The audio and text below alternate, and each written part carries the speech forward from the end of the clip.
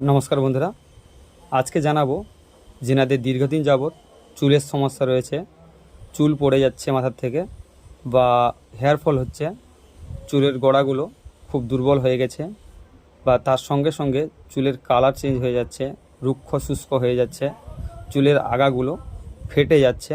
এই সমস্ত সমস্যা থেকে মুক্তি পাওয়ার জন্য আজকে জানাবো একটি হোমিওপ্যাথি মেডিসিনের কথা, যেটি হলো ওয়েসভেডেন।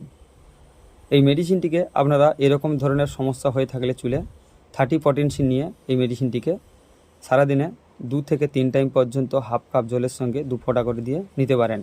সপ্তাহে 3 থেকে 4 দিন পর্যন্ত এটিকে ব্যবহার করতে পারেন। এর ফলে চুলের স্বাস্থ্য পুনরায় ফিরে আসবে। এছাড়াও চুলের যে স্মুথনেস ভাব বা কালার অনেকটা ফিরবে এবং চুল গজাতে সাহায্য করবে নতুন করে। নমস্কার, ভিডিওটি আপাতত এই পর্যন্ত। দেখা হচ্ছে এর পরবর্তীতে নতুন একটু ইনফরমেটিভ ভিডিওর সঙ্গে।